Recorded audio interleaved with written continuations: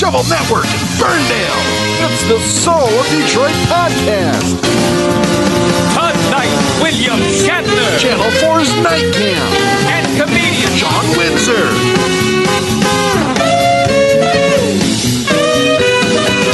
With Mark Fellhauer. Man Dog Max, Weinberg 7. Now, here's your host.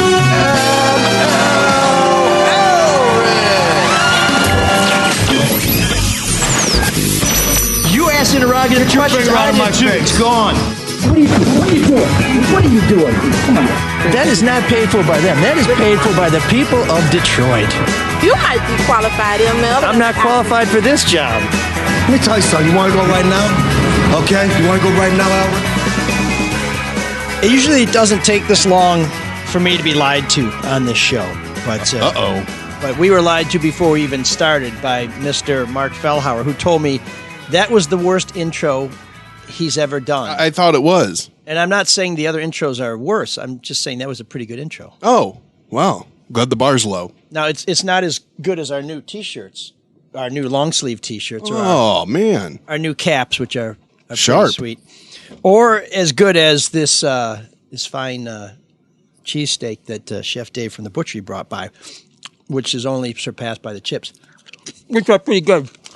And now that we're done talking about all the good stuff, here's Sean Windsor. We're going to watch you eat lunch all day? No. This is natural sound. Tim knows all about this. And Tim, I should say, is our special guest, Mr. Pamplin, known to most of you as the Nightcam or as the Zen Cam, because he is a most diverse fellow.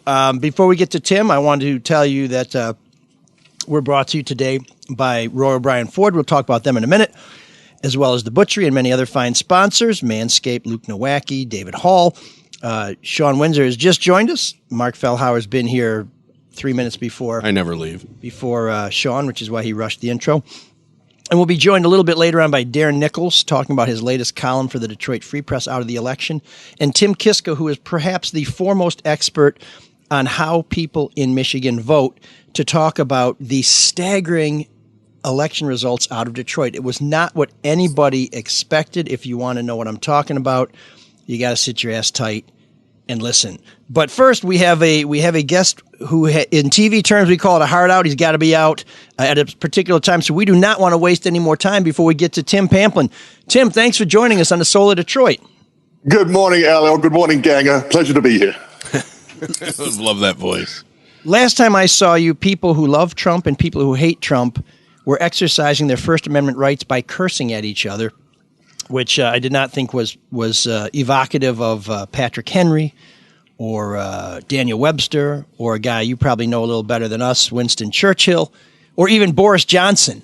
But so they were out there doing it. And I wonder, when you see something like that, people demonstrating, even kind of weak demonstrations that don't have much of a point, do you prefer that to your after dark activities where you show up, somebody has had a very, very bad day? Is there a question in there somewhere? And by the way, will you swallow, please, so we can understand you? Get that cheesesteak out of your mouth. I love it. Down into your belly. Last time you said that to me, it was prom. I think the question is, do you prefer being the day cam to the night cam? There you go. Hey, now, it's everything. I love everything. I love being out on the streets and seeing what's going on around town. There are differences, clearly, between what happens during the day and what happens late at night. But I like the mix. I like the blend of getting out and about, seeing what happens at night, seeing what happens during the day. Going back to what ML said about the protests, I think it was on Friday that you and I last connected. Yes, there was one moment down there when you saw him too, the chap with the shotgun and the construction hat and his ammo strapped around him. And he was most upset at these two Trump protesters that remained at the scene. And I just remember thinking to myself, is this the sort of person you want? He was fired up. He was spitting. He was actually visually, there was spittle coming out of his mouth as he was yelling at these people. And he's got a gun. And I'm like, okay. Well, that's good TV. I didn't feel comfortable. No, he Just was like me, because Mike's spitting out of his mouth right now. He refuses to put the sandwich down. I'm so sorry. It's a pretty good Less sandwich. spittle. So, for those that don't know, the Nightcam is pretty much a reporter that is never seen, which is why you're not being seen on the Facebook Live today. I mean, it's a good hook, but I guess two questions. Number one, why? Where did this come from? And number two, do people ever recognize you and go, hey, it's the Nightcam? It often happens in a grocery store. Seriously? Where's the gravy granules? They're like, wait a second. Oh, the voice. So if I don't say anything, I'm good. Is this a grocery store that has been a scene of multiple shootings? Or just your regular grocery store?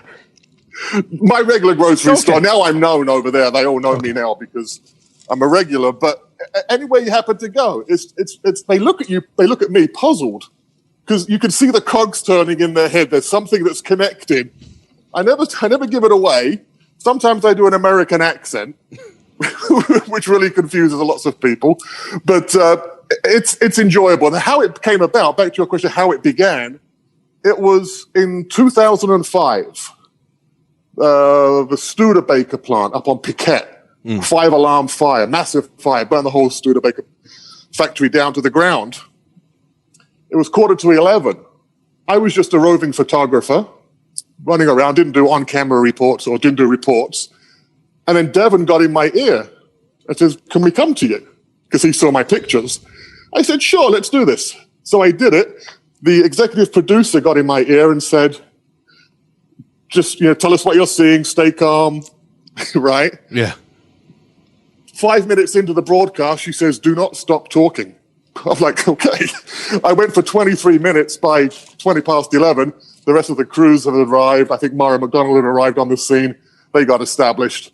And we pretty much had that story covered for the entire newscast. I'm surprised more stations... And a star was born. I'm surprised more stations don't do this because instead of having two people, they can just have one. I mean, there's certainly a business component to it. You can send one person out, do the job of three. Shoot, report, edit.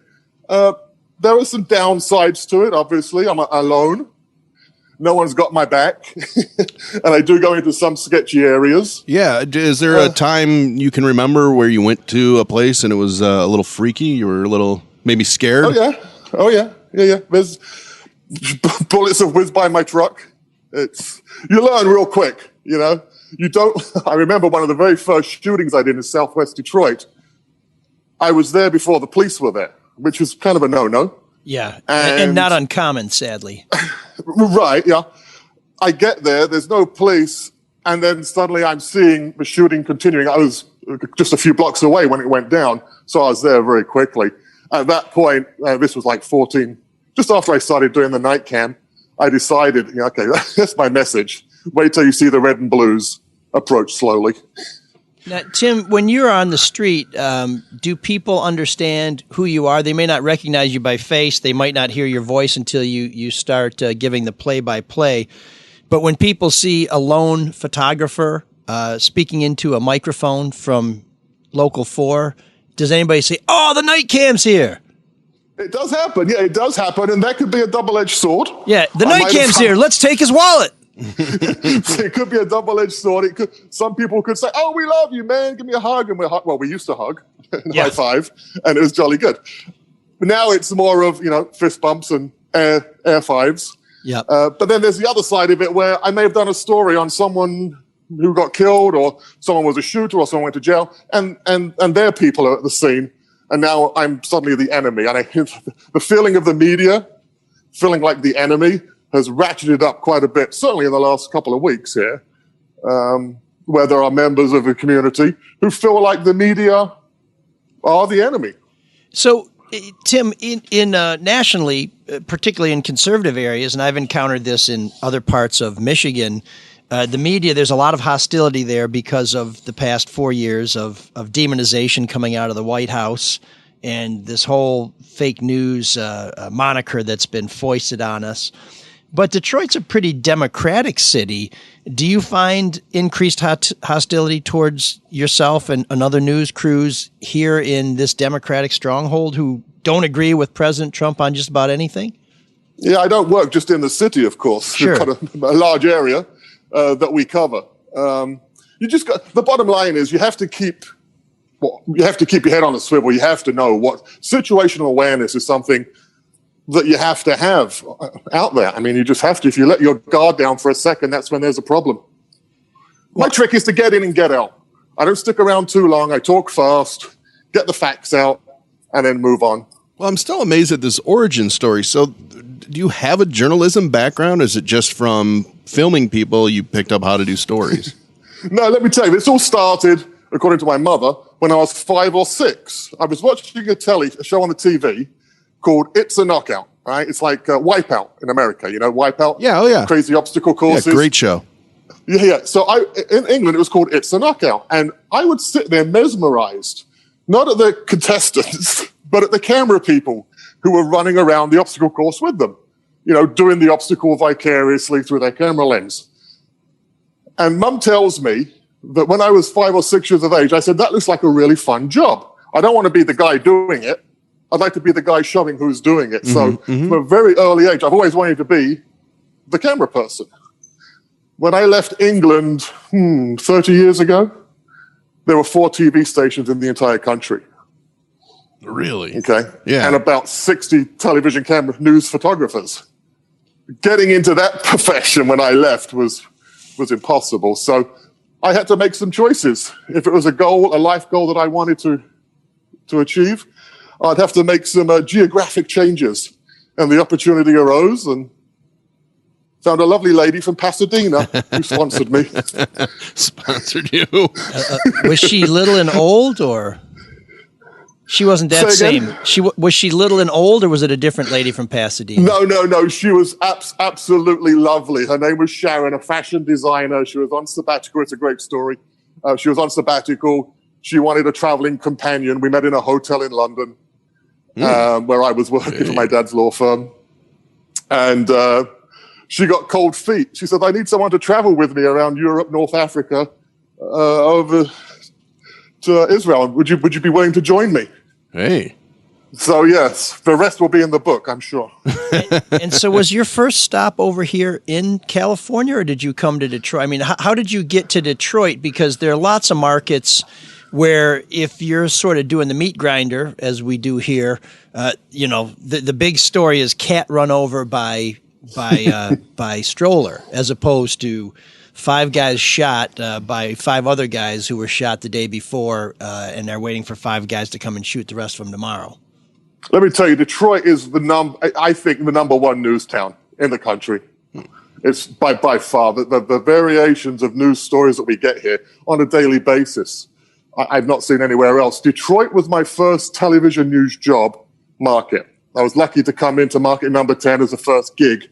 When I came to America from Europe, we moved to Chicago because she got a transfer to Chicago. So we were in Chicago. So Chicago was my birth home in America, if you will, 30 years ago. Spent 5 years there and then came to Detroit. So when has being the Nightcam and not having a reporter with you, has that ever hurt you? Like, people don't believe, like, oh, wait for your reporter or anything. Has that ever been an obstacle?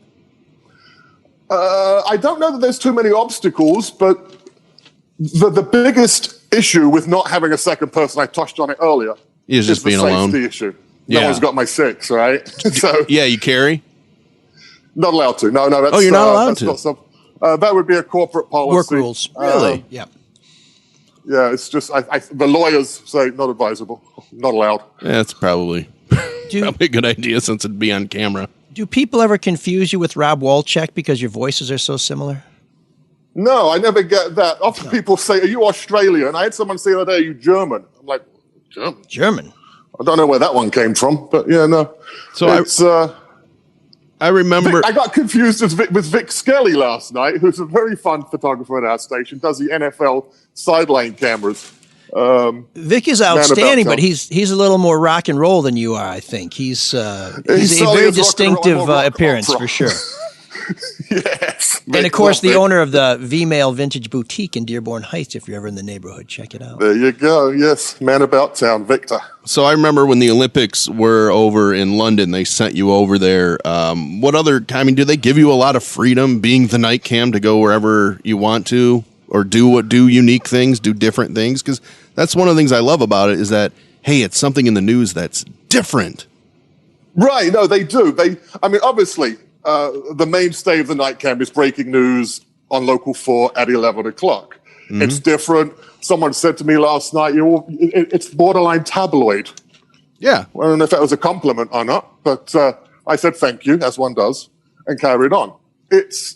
I like the variation of what I do. The Olympics I've covered, they sent me over to London to cover 2 royal weddings. I've spent a lot of time with Devon traveling to the Olympics throughout the years. Oh, no. Were you over there for that last royal wedding? Yes. Oh, boy. I'm sorry. That fell apart quick. Well, there are some questions about his authenticity, aren't there? We shan't go there, though. Yeah, okay. Have you ever thought about going home, Tim, or do you consider yourself, because you recently became a citizen, so this is your home. But yeah, it is home. I'm a dual national. I got my British passport. Okay. In fact, I just got my new British passport, and it struck me that I'm aging because I now have 5 expired British passports. Oh, wow. Wow. But 52 years of age, but I still feel like a 27-year-old. You're giving away too much information about the Nightcam. We're going to figure out who you are. I'll help people. He's 4'10". Yeah, right. 700 pounds with a shocking red afro. Yeah, that's exactly right. Loads of funny piercings. Story is you mentioned the armor, the suit of armor that was used during the Nightcam promotions, the KNIGHT. Yeah. That wasn't me in the armor. What? The scene secret. No, that was our. Well, they don't make suits of armor 6'6", right? Yeah. So this was a suit of armor that was apropos for the times when people wore armor. It was our 5'1" operations manager inside that suit of armor, Jeffrey Liebman. Bless his soul. That's like when they did promos for Alan Allman, and it fooled me to think that that was really him running the board. Remember? Do you know who Alan Allman? Do you know who Alan Allman is? That voice. Of course I do. Yeah, but he was another person that has never been seen, quote unquote. Yeah, he had a great voice. And then there's that Wilson fellow from Tour Time. Yeah, the pantheon of people that we don't see but we know that are on TV. So yeah, he's my perennial Halloween outfit. Wilson. So Tim, before I take us to our experience together, because the Nightcam started just before I got to Local 4 in 2006. Tell us a bit about your other franchise, the Moment of Zen, which is something I think we could all use a little more often these days. Yeah, so this popped up just a couple of months into the pandemic, around about lockdown time, towards the middle of lockdown. And there was nothing on the schedule for me that Friday. They said, okay, so just hang tight. We'll see what pops. I pitched, well, how about a moment of Zen? So they asked me to expound, and I said, waterfalls and butterflies and bunny rabbits and things. And the newsroom conference, erupted in applause, and off I went, and the moment of Zen was born. It's basically 90 seconds, of just relaxation. It's like a blood pressure pill, if you will. Just brings you down a couple of clicks, lots of long dissolves, lots of beautiful images, and it's a perfect end to a newscast at 5 o'clock on a Friday afternoon. And then we start the 6 o'clock newscast, then you're on your own. And then the carnage begins again. Exactly. I remember being on a Friday night, and it was not with you, but Vic Skelly was on the street, sort of a one-man crew. And it's the one of the few Friday nights I worked at WDIV, and I said, what do we do? Because normally you want to come with a story so you know you have something because you know you're going to be on the air. It's best if you have a story, because if you don't, they'll give you some crap. I didn't have a story. I said, what do you got? And they said, just drive around. Something will happen. And sure enough, by 11 o'clock, somebody had been shot. And so we did that over at McNichols and I'm trying to think, right by the Rathskeller there, but the Dakota Inn. But Tim and I kind of worked together at the beginning of my time at WDIV and near the end of my time at WDIV. Not that there was a lot of days in between those two events. but I was assigned to cover the state of the city, the mayor's state of the city in 2006, which happened shortly after I had busted the mayor. Where's the bell? Well, you haven't said his name yet. Mayor Kwame Kilpatrick. For putting a lot of friends and family on the payroll who had falsified their qualifications and had all kinds of other problems. Well, the person who was handing out credentials for this event was one of the people I nailed. And so when I went to check in to Orchestra Hall, they said, no, you're out. And I said, but I got a credential. I said, no, you've been pulled. And the mayor's police bodyguards escorted me out of Orchestra Hall and walked me around the corner. And I spent the entire state of the city sitting in Tim's van, which you probably won't have this experience. But this is like being at the center of the news universe, or at least it was then. Every scanner channel is blaring. He's watching the show. He's monitoring the other stations. I mean, it's really like being in the nerve center of a great metropolitan news operation. And it was amazing. We could hear the police bodyguards saying, right. Where's okay, he went around the back. He's here. He's there. Badger 1, do you have him? And all this other crap. And it was completely and utterly absurd. I don't think either one of us has ever seen anything like that before. But in my last week, and I don't know if you remember this, Tim, we were assigned to do a story about a larceny of a fish from a koi pond in East Point. And so you could tell where my career went at WDIV from the state of the city to a larceny of a fish. And at the end of the shot, we said police, are taking tips, but we think this is a suspect. And I held up a drawing I had done of a cat. And that was... I do recall yes. It now. The cat, yes. Mr. Tittles. And as we were driving from point to point, Tim's like, what are you doing over there, mate? And I said, well, I'm just working on a little something I think we may put at the end of the package. But Tim... Quite a memorable moment. And that's the joy. That's what I was getting at earlier, guys. It's every day is different. Every hour is different. Last night, for example, first story was a 2-year-old hit by a car on the east side. Driver stopped. CPS was called. Then I headed over to a fiery rollover crash on 75 and ended up at the mother who shot her own baby because her neighbor ate her fried chicken from Uber Eats. I don't know if you saw that story. I heard about it, yeah. Everything is just, every moment there's something going on. That's why you got to keep your ears to the scanners and keep calling your friends out on the streets. On the light side, is there a Nightcam blooper reel? Because I feel like when I watch it, there's been multiple opportunities where you might fall down. Has that ever happened? If there is, I wouldn't be publishing it right now. Why not? That'd be fun. That's in the vault. It'll be saved for retirement. Next July is my 25th anniversary working the streets of Detroit. I think there might be something to recognize the 25 years in the city. Well, Tim, Nightcam, Pamplin, we really appreciate you joining us here on the Soul of Detroit. If you see Tim out there, hope that it's at the grocery store. Because if it's not, and it's not a moment of zen, it may be your last moment. But Tim, we appreciate everything you do. WDIV, check him out there. Check him out on social media. You have a Twitter feed, right? Right, Tim? At Nightcam.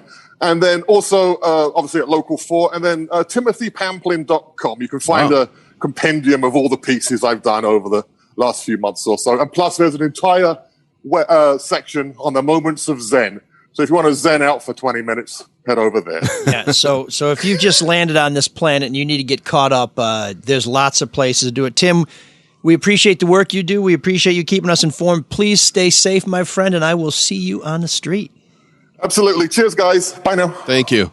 Yeah, I remember when Riff let go of the Drew and Mike show, one of our last days. The Nightcam was there, and everybody met him, except for me, and I was really bummed out. And then I realized, oh, wait, I don't want to know what he looks like.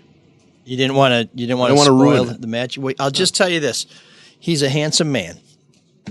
And very tall. That's the only two things I know about him. But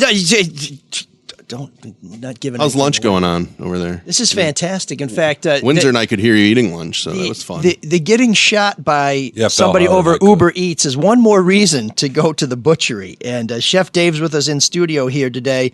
But I want to tell you what I would tell you even if he wasn't listening, that you need to go to thebutcherysl.com and reserve your fresh Amish-raised turkey today. Customers are thankful for quick and friendly service at the butchery, the high quality, the many other great comestibles in the store, including beer, soda, chips, gourmet foods and spices, and Altus beer. And even if you can't make it in the store to get your turkey, there's one more thing to be thankful for. Shipping is free. Yes, that's right. You will get your fresh Amish-raised turkey, deep chilled and delivered to your doorstep for no extra cost. And as always, when you go to the butchery, tell Chef Dave that ML sent you. It's not just so they know that you know about them because of us. It's so you can get your free pound of sausage or bacon and an autographed copy of my book, The Kwame Sutra. Call 248-682-COWS for more information or visit thebutcherysl.com.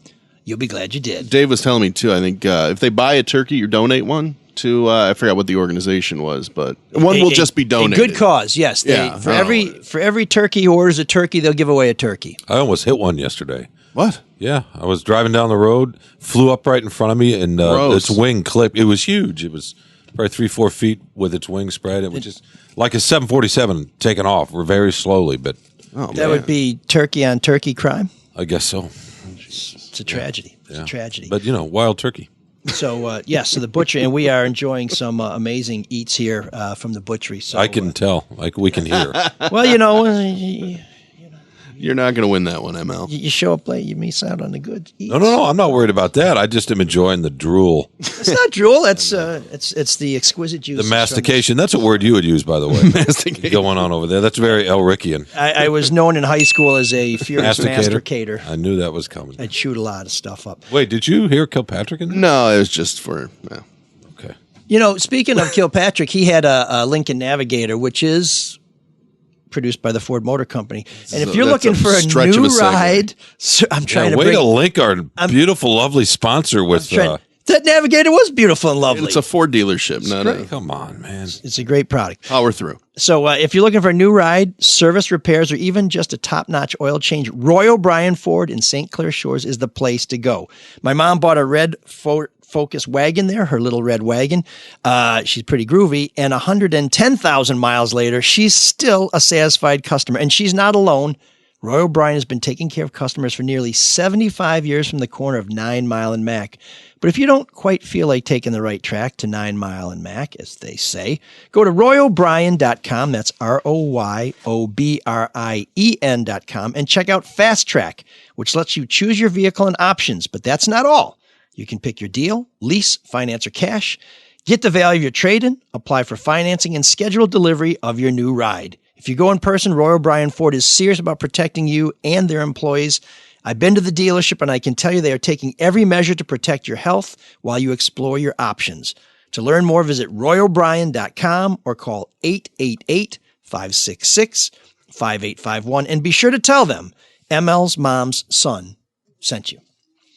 So we're joined by two other guests, our friend Darren Nickel, a regular contributor to this show and to the Detroit Free Press, and Tim Kiska, a journalism professor at the University of Michigan, Dearborn, and also one of the most savvy, canny, and experienced election gurus in the state of Michigan. In fact, get the bell ready. In 2005, as the Free Press was getting ready to put a first edition headline out that said, Freeman Hendricks appears to end the Kilpatrick dynasty, my friend Darcy McConnell, who you've heard on this show before, she called me from Fox 2 and said, I'm here with Kiska, and he says the numbers are starting to turn. And I went into my boss and I said, hey, I think we might want to take it down a notch on this headline. We did, and of course, Kwame Kilpatrick ended up pulling out that election at the last time. It's one of the few things he pulled out of. He pulled out the election. But so these gentlemen are with us. And before we get to them, I want to set the scene for something that many of us who watched the record turnout, for many of us who saw how many absentee ballots were requested and returned, did not see coming. And this comes from a report in the Free Press by Todd Spangler. He says that despite the fact that Detroit is basically not a Trump stronghold, and the fact that Biden ran a much more vigorous and successful campaign than Hillary Clinton, who got far fewer votes in Detroit than President Barack Obama, Biden got, and I want you to listen to this because it blew my mind, it'll probably blow yours, Biden got 1,000 fewer votes in Detroit than Clinton did, which seems incredible, particularly with so many more ballots cast. And Trump got 5,000 votes more. I'm not terribly surprised by that. Are you, Tim? What planet are you from? Well, that was true around the country. I'm not, and I'll tell you why. Because the messaging was very hard. And may not be the best messaging, but Republicans are very good at messaging. But the "what do you have to lose" type vote, and I just wondered is that why, Tim or Darren? Is that why they went that way? No, I think it's a bunch of stuff. For starters, Trump didn't lose ground basically any place in the state. He did. I mean, he held his own. I think the difference was, number one, Biden had a better campaign and got slightly better numbers. But also, by the way, the Libertarian and Green Party candidates this time around went downhill.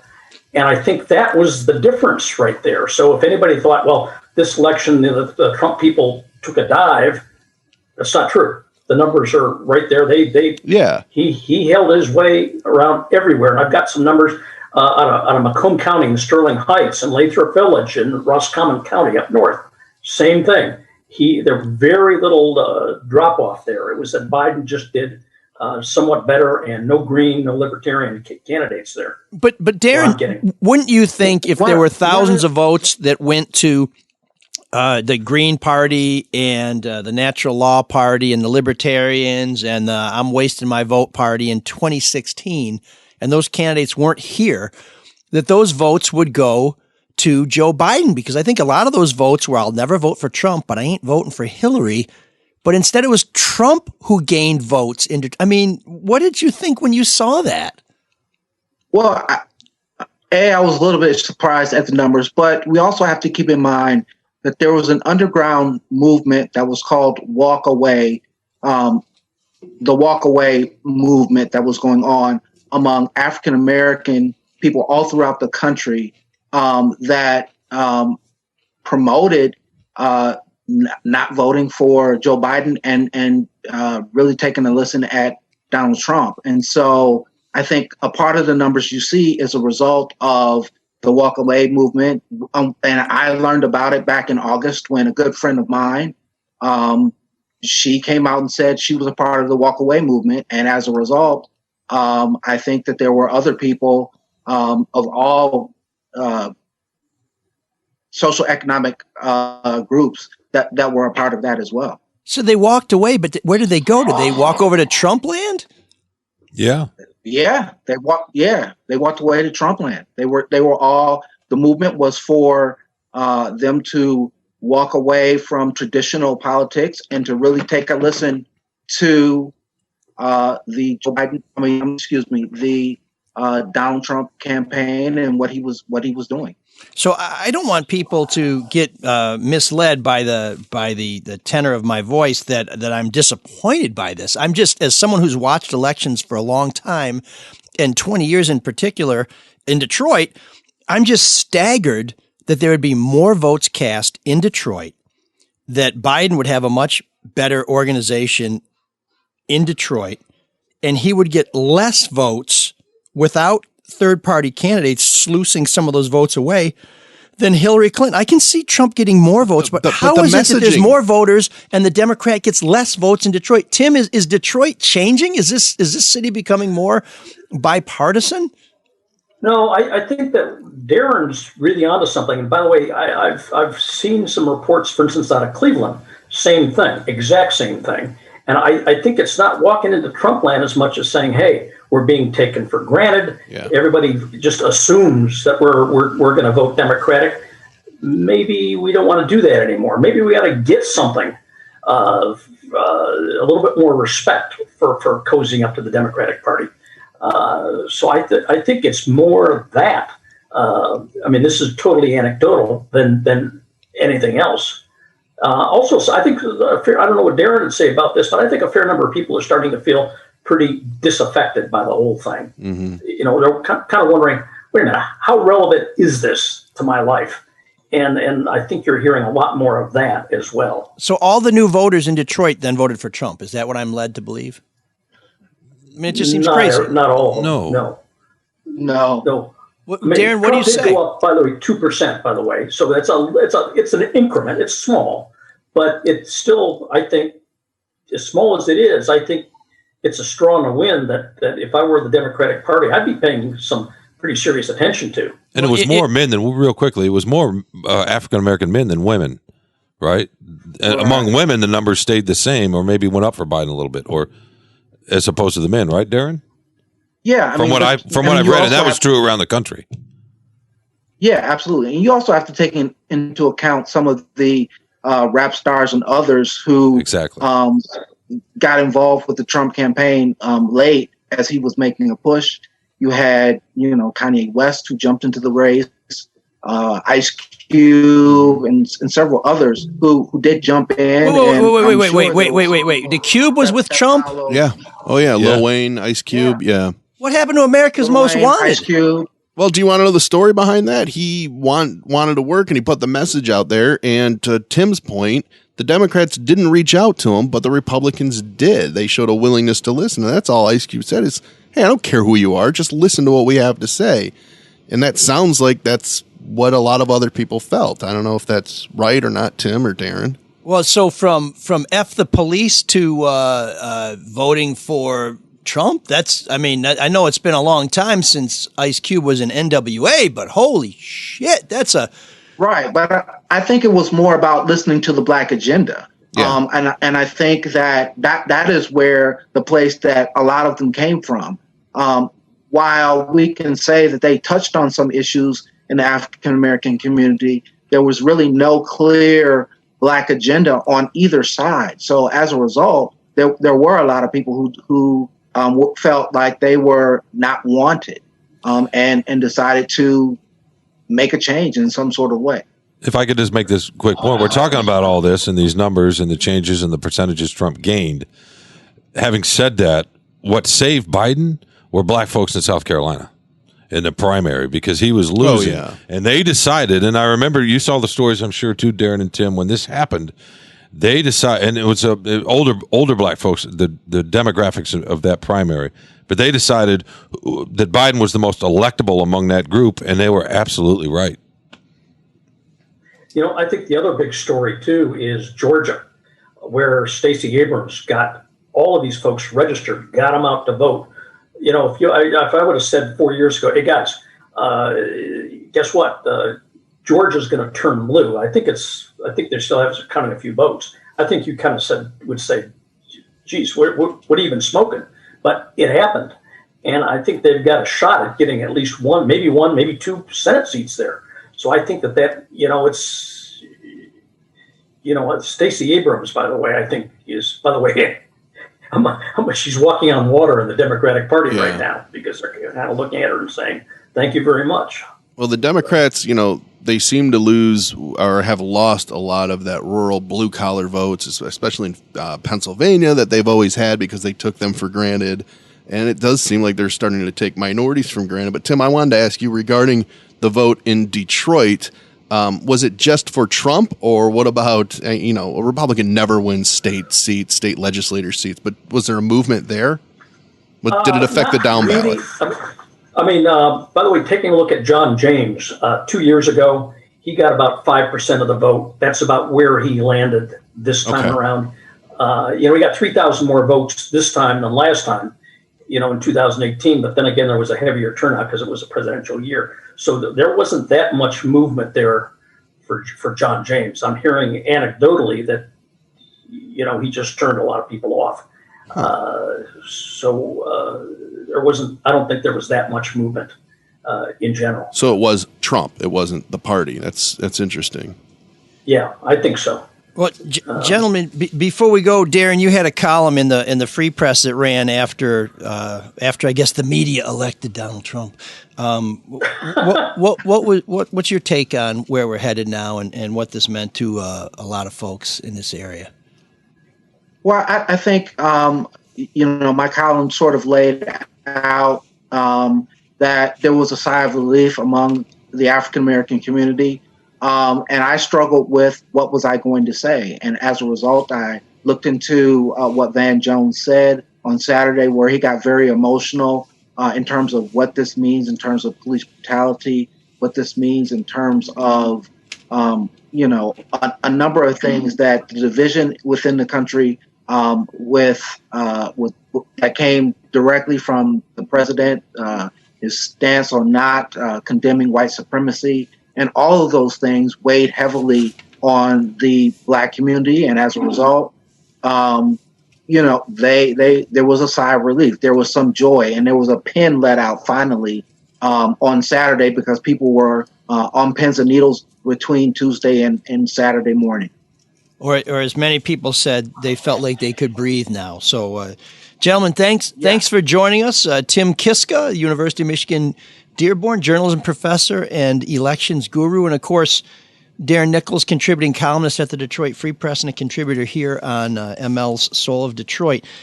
Before we move on from the election, I want to suggest that everybody check out the latest episode of the No BS News Hour, because Charlie LaDuff had an absolutely brilliant idea, which was to volunteer as an election worker and to provide some inside perspective. He's been incredibly critical of our Detroit city clerk and election officials in general. So he decided to get a firsthand look, and what he saw convinced him that there was not any widespread fraud. Charlie did criticize the mainstream media for not being there till the bitter end. Well, I can tell you I was there till 4:30 in the morning on Wednesday night, so I did stay till the bitter end. And I did not see any irregularities. In fact, by the time I went home, the votes had all been counted. It was pretty much just me, a few election workers tidying up, and more Republican election challengers than Democratic. And several of them came up to me just to shoot the breeze, and nobody had any complaints. Nobody had any wrongdoing that they could find. I did see one Republican lawyer, he said he was a lawyer, get chased out of there around midnight. He said it was because he was accused of using his phone to take pictures or video. His explanation was that he was just using his phone to check his hair. So you can take that for what it's worth. He would not give me his name or phone number or anything. He said he needed to get authorization from his superiors. I gave him my name and phone number and email. I still have not heard back from him, so I guess that's the way it goes. But here's where I want to talk about what the mainstream media. Also, Charlie said something about, shame on anybody who didn't ask Janice Winfrey a lot of tough questions. He didn't really say what tough questions he wanted her to be asked, but next time we'll get a list early. But there was a lot of criticism of the media, but the Detroit Free Press in particular did an outstanding job of putting the truth to many of the lies that have been told. And I want to go through three of them here, brought to you by my colleague Clara Hendrickson and Ashley, whose last name is very difficult for me to pronounce and remember, but still nevertheless a valued colleague.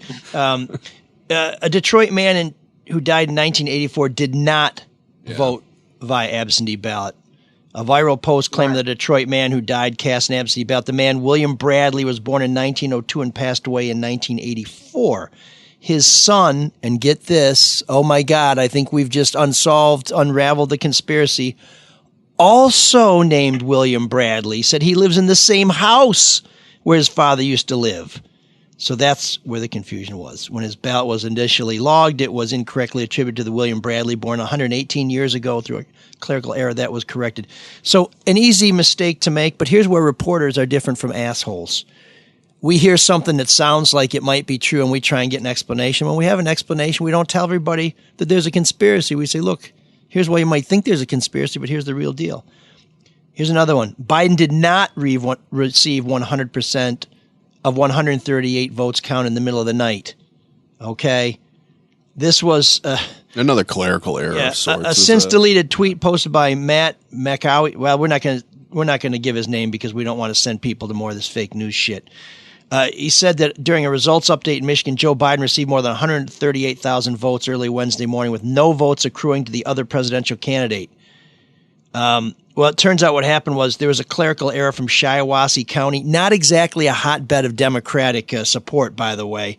There was an error in their presidential vote count, which was quickly remedied. An hour-by-hour update from Associated Press data shows there was no point in time when President Donald Trump did not post an increase in votes. And clearly, if somebody's cooking the books, how the hell did he get 5,000 more votes in Detroit in 2020 than he did in 2016? Come on, folks. This just... Well, there's always going to be clerical errors. That doesn't equate to widespread fraud. Right. And so here's how this works. You have some information, you check it out, if you get an explanation, go with the explanation, not with what you saw in the first place. Follow the thread, folks. Follow the thread. Finally, and there's about 24 of these myths that were exploded. You can find it at freep.com. This is my favorite one. Video of ballot stuffing is not from a Flint polling place. Oh, yeah. It's from Russia. Yeah. So there was video purportedly showing election officials stuffing ballots in Flint that wasn't taken at a polling place in Flint. In fact, when they looked at it more closely, some of the identifying stuff was shaded, but you could see that there were a double-headed eagle crest common on Russian Federation coat of arms that appears on both the ballot box and 2 nearby voting booths. And Brian Larkin, the chief of staff for the city of Flint, said this is absolutely not a Flint polling site. Lastly, I'm going to mention the videos that were smuggled in. I mean, the ballots that were smuggled into the TCF Center.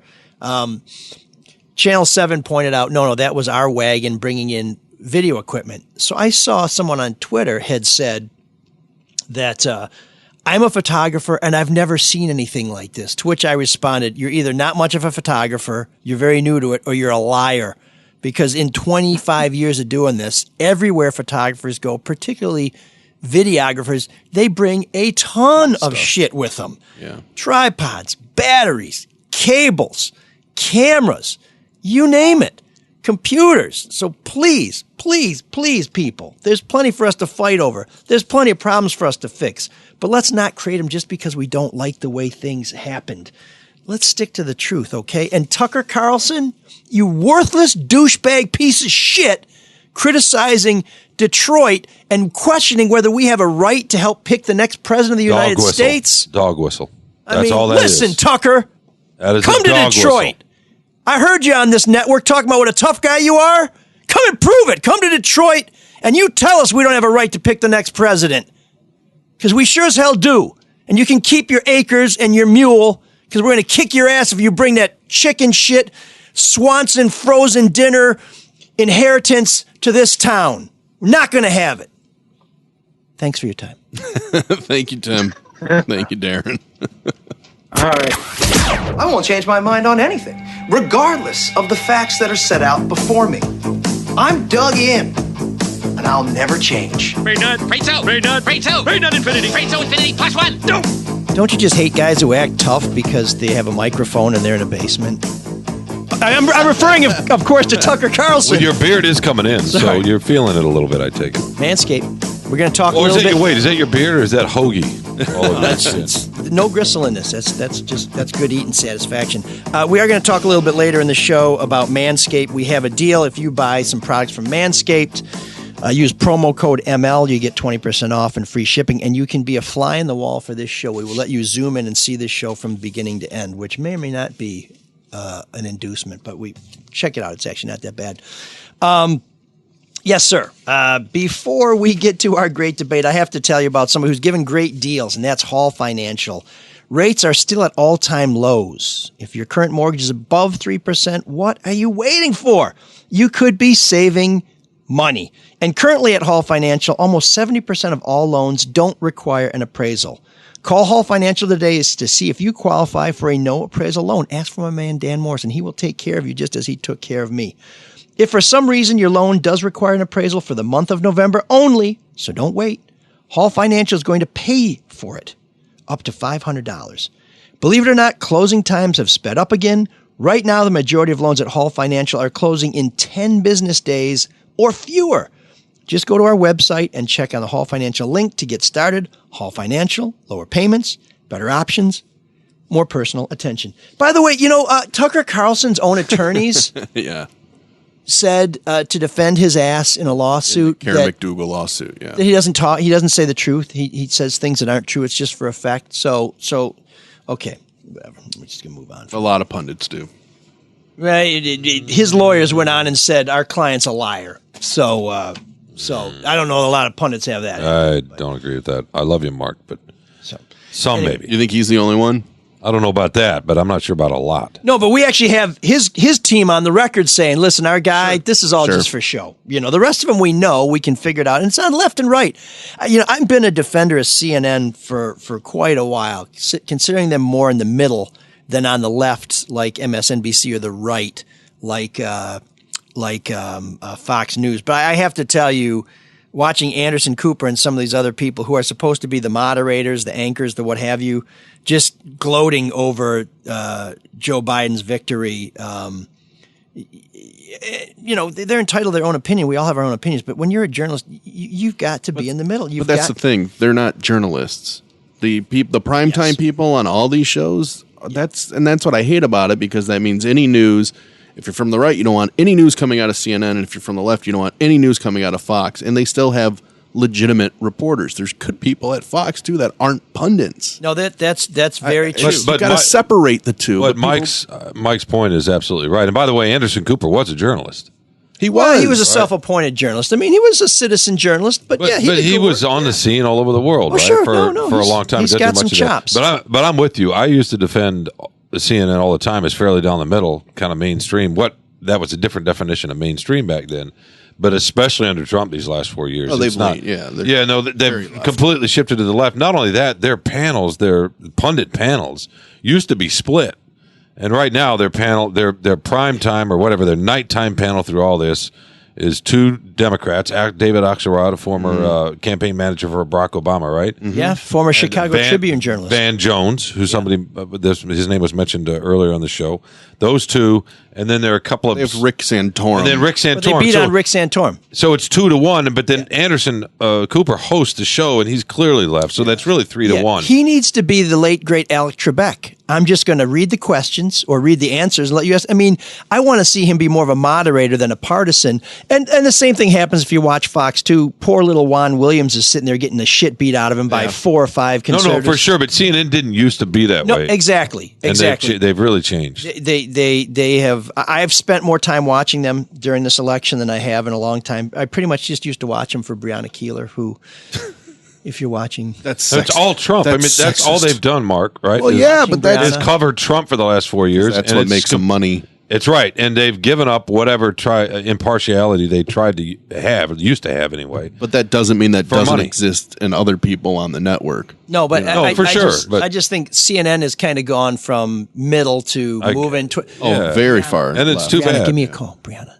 288-9070. Yeah, it's really. I wouldn't be waiting around for that. It's too bad. Leave a voicemail. Do we have a debate today? Oh yes, we do have a debate today. Is Mike going to debate himself? Are you going to debate that sandwich again? No, there's no debate. It's delicious. Next, I want to talk about pollsters because they got the shit kicked out of them. Maybe I should talk about the media and pollsters, because in 2016 they got beaten up pretty bad. And where were we in 2020? Pollsters. We're listening to them all again. We have all the horse race coverage that we had in 2016, that we had in 2012, that we had 2008, that we had in 2004. Well, actually, can I just make this quick mathematical point? 2016, at least the national polling averages, if you go to the aggregators, in the margin of error. Nate Silver. Yes. Hillary was 4 to 5%. She won the national the vote by 2%, so it was within the margin of error. Yes. The same thing is true right now nationally. Ooh. No, it is actually. I feel like they did a better job. He's going to win 4 to 5%. They had him by 10%. No, he was 7 to 8%. He's going to be 4 to 5%. That's again nationally. State to state is where they've been so off. Florida was by far the worst polling. I feel like they did better in 2016. Florida was way off. Wisconsin, they had a poll 17. He was up 17%. Yeah, but the aggregators took that, and he was up by 6 or 7, and I don't know what he ended up winning by. Yeah, the state polling in Wisconsin, it's going to be like 0.6%. It's going to be automatic recount. No, the pollsters were better in 2016. That's what I was saying. Yeah, and it kind of feeds off of what we were just talking about. A news agency can take a poll and kind of craft it in different ways, because the pollsters are really mad at the media and how they've interpreted numbers, the independent pollsters. But if the question is, can you trust polls? It depends on what the poll is and what the question. Nobody ever knows the question that's being asked, and that right there is the problem. I used to hate when we would get polls, just pretty much everywhere I've worked, where one of the questions would be, they'd say, like, what are the biggest issues facing your community? One would be, economy, crime, jobs, education, government services, stuff like that. But then they would always say high taxes. Sure. Why don't you just say taxes? Because once you put a value word in there like high taxes, I'm like, I hate high taxes. If you ask me whether I think taxes are a problem, then I can make my own decision whether I think they're high or low, or just right. And so what you're saying about the way the questions are asked is critical. But what I find very frustrating now is a lot of the pundits, the polling pundits, don't even seem to be operating their own polls anymore. They aggregate the polls and they basically say, if we have 10 different polls out there in the field and we even them out, we'll get close to what's right. Yeah, and that's exactly crazy but that's what they've done. I mean, that's my point. The aggregators have been the truest things. Because the state polls and the individual polls, it's like NBC's poll or Fox News poll, whatever, those or Rasmussen, they vary wildly. Yeah, right? so why not aggregate them? Exactly. The aggregators, the only what they need to do. Poll of the polls. But the other thing is, folks don't want to admit a lot of stuff or say what they think, and there's a lot of distrust among pollsters. They're linked with the media. Yeah, I think there's a big F you to anybody who calls your house in the first place. And second of all, if you call from someone who's even perceived to be part of the media or the intelligentsia, you're either not going to respond. You're gonna shine them on with some malarkey. Well, they're having a sampling problem clearly too. I mean, we know in 2016 they really underweighted white. I love the undereducated. Remember Trump when he said that? Say that, and the undereducated love him. But just the simple numbers in poll, you'll see a sample size of like 600, which is way too low. It's just way too low. It's supposed to be between 2,000 and 2,500. All that being said, I'd love to see a poll next presidential election. Don't give out the percentages. Just say who you think is winning each state. Because it really seems to be the percentages that are throwing people off and can actually have a real world effect to the point where, hey, if your guy's way ahead, why would I bother go voting? Or, hey, my guy's way behind. Why would I bother go voting? But then it's not going to make a difference. But through this, too, you occasionally see stories that deal with the internal polling of the campaigns. Yeah. And they don't necessarily release their numbers, but they will sort of give you hints. Of what they think, and which is why people should listen to them. Because they're usually pretty right. When Trump's like, "Hey, we're not, we're leading in a lot of places," believe him. He might lie about some stuff. He's not going to. I don't think he's going to lie about that. He would just avoid it. But there were also stories coming out of the Trump folks, especially election night, that they knew from their own internal polling, that this was going to switch. Right? They knew what was coming. Absolutely knew. That's why they did. That's why the Pennsylvania, Wisconsin, the places where the Republican held the state legislatures, they tried to get it so that the early voting or the mail-in ballots could be counted as they came in. They didn't want it because they wanted to see him, because they wanted Trump to look like he was ahead at that night and then have chaos afterwards. It was all designed. Yeah, I think to answer the question, yeah, you can trust them, but they got a lot of work to do to regain a lot of people's trusts. Boy, I'm hearing echoes of 2016 here on that. They did better then than they did now. Right. So we said they needed to do better, and they've done worse. So let me ask you this. Maybe this is how we just end run the Twitter debate. polls. This is how we end the debate, I think. In 2024, would you be in favor of no polling? No. Sean? No. Well, the I mean, it's useful for some folks. Yes. I mean, marketing and advertising companies live on this stuff, so it can be useful, right? They wouldn't spend all these corporations wouldn't spend all this money to sell their products if they didn't think they could find out information. I'm just saying, that was reliable. Would you be satisfied as a consumer of news? Because believe it or not, people, we do give you what you indicate you want, so you have to blame yourselves if we're feeding you garbage. But would you be comfortable if news organizations said we are going to devote more resources to boots on the ground, covering issues, covering substance, and not so much covering polls? Do you guys stay with your no answer? It's still a way to score it, so it's not going to go away. Because the campaigns themselves do it, because there are ways to do it that are reliable. Okay. So the media wants to try to do it, but yeah, for sure, we all want more substance. Of course, who's not going to agree to that? I don't know. Is that the answer you wanted, Emma? It sounded kind of squishy. But anyways, you're still both wrong. Both things can be true. Come on. Oh, man, the geeks have inherited the earth. There's only one truth. What a dork. Does him wanting to play with us again mean that he's turning into a geek, or we're turning into cool guys? Your great debate is brought to you by Wisdom. And your Geek of the Week. I wondered. Oh, is this soft history? No, we got Geek of the Week. Yeah. Yes. Is have you ever done this show before? It's been a while. The format hasn't changed much. I'm in a post-orgiastic food coma, so I'm just coming out of it. Geek of the Week is brought to you by Luke Nowacki, who will help you get through these difficult times with a plum, or a palm if you like certain kinds of trees that grow in warm climes. So I have a Get his confession money's to worth make. of this read. You may not be aware of this, Mark. Yeah, no, I'm not. What's up? Bell, please. But my Kilpatrick royalties don't kick in until the 8th mention of any combination of the words Kwame, Bell. Oh, you want me to keep? Okay. Kilpatrick. Remembers this part of the show. Or Pulitzer. Was this in our rundown? So my financial future's looking pretty sweet. If you'd like a similar arrangement, you can either get your own damn Pulitzer or maybe call Luke Nowacki with Pinnacle Wealth Strategies. He can help you find a way to provide for your retirement future that may or may not involve reading through Merrill's sext messages at the Anchor Bar. You can call Luke at 248-663-4748. You can also find a link to his website on our website, which is mlsoulofdetroit.com. And when you call Luke, let him know who told you to call him. That would be ML's Soul of Detroit. And when you call Luke, I want you to be ready because he'll make sure that it is all about you, sweetheart. Securities and investment advisory services offered through Royal Alliance Associates Inc. Member FINRA SIPC. Royal Alliance Associates Inc. is separately owned, and other entities and/or marketing names, products, or services referenced here are independent of Royal Alliance Associates Inc. Geek of the Week. Who wants to start? I'll go first. Mark goes first. I'm going to give it to the whole country of Russia, and wow. specifically for the fact that I think it's a Commonwealth, technically. Oh, Jesus. Confederated States. Okay, whatever you want to call it, Russia. Simply because Pfizer has this great announcement of the efficacy of their vaccine at 90%, and Russia goes, hey, our vaccine that we did, we're 90% too.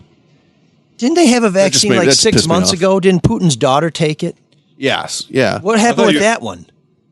I think that's the one they're talking about, but I just don't like the fact that they're piggybacking it. They're trying to ruin Pfizer's great news. Well, so did Mike Pence. They took credit for it, right? And said they were part of the Warp Speed program, which Pfizer came out right after that tweet. And said, no, we weren't. We didn't take any money. We didn't want to be beholden to any political agenda.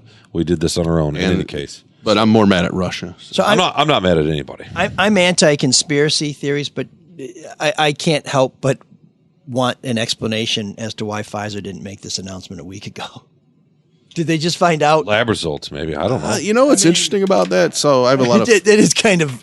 Again, I'm not the conspiracy guy, but I couldn't help thinking... In fact, I can't believe Trump hasn't tweeted something that's like... Junior Where did. was He this did. a week... Oh, what? Junior Forget did. about Junior. Trump. Great beard. Oh, the President Trump Beat did. it, Junior. He tweeted it. Oh, He did he? did? Okay. Oh, shit, I'm behind. Well, I'll add fuel to the fire of conspiracy because I have a lot of science nerd friends, and one who went through the Didn't data see that said coming. he said it was.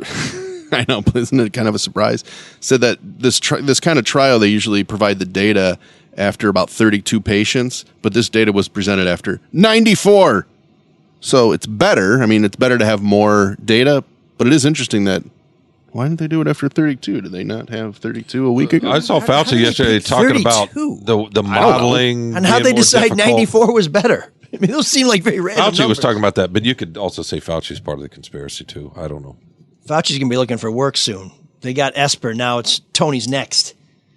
Well, for what, 2 months? Well, it's, hey, the defense Ray, the FBI director, Christopher Ray. The defense secretary went out of town screaming. Anyway.